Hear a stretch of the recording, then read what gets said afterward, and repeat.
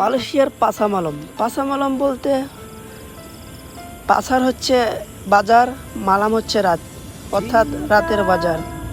পাসামালমগুলো ছোট থেকে বয়স্ক পর্যন্ত সবার পোশাক, খাদ্য, সবজি সব কিছুই পাওয়া যায়। যেমন ছোট বাচ্চার পোশাক দেখতে পাচ্ছেন, এখানে ভিড় ছোট থেকে বড়রা পর্যন্ত এসে বাজার করে। বাজার লাগে 4টায়, শেষ হয় রাত 10টা। এখানে সকল প্রকার খাদ্য, ফল সব কিছুই পাওয়া যায়। ইলেকট্রিক প্রোডাক্ট পর্যন্ত পাওয়া যায় এই মালয়েশিয়া পাসামালমে। মাশাআল্লাহ, অনেক সুন্দর। সবাই এসে সেখানে বাজার করে, যেমন নারী পুরুষ বয়স্ক সবাই। আমরাও গিয়েছিলাম পাসামালমে বাজার করতে। কিনলাম ইলিশ মাছ, কিনলাম ছোট মাছ, কিনলাম কিছু ছোট ছোট সবজি। রাস্তার চারপাশে প্যান্ট, শার্ট, টি শার্টের দোকান ফুটপাতের মতো বসে। এখানে অন টাইম একদিনের জন্য প্রতি সপ্তাহে এই বাজারটা বসায় কর্তৃপক্ষ। আমাদের সুবিধা হচ্ছে এখানে টাটকা ফল, টাটকা সবজি সব কিছুই ভালো ভালো পাওয়া যায়। একদিনের জন্য বাজার, সব সময় ভালো জিনিসে পাওয়া যায়। দেখে খুব আনন্দিত হলাম যে পাসামালম আমাদের রুমের আশেপাশে আছে।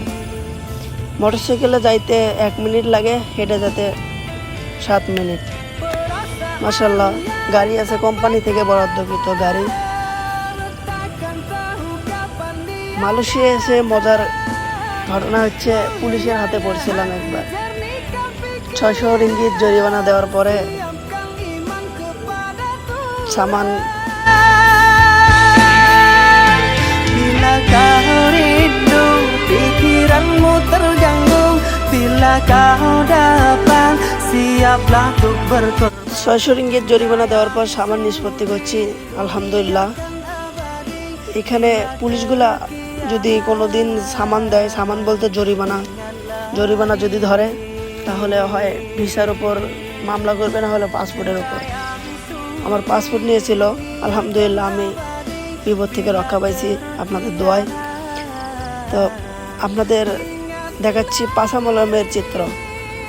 অনেক সুন্দর এবং মনোমুগ্ধকর পরিবেশে পাসামালম অবস্থিত। মালয়েশিয়ার সব জায়গাতে এইরকম প্রত্যেকটা এলাকা ভিত্তিক পাসামালম বসানো হয়। আমরা এসেছি 2 জন, গোলাম ভাই, আমি।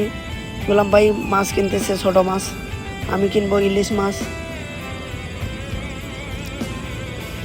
মাছগুলো সবসময় টাটকা মাছ থাকে। একদিনের জন্য বাজার বসানো হয়, সেখানে মানুষ অনেক কেনাকাটা করে।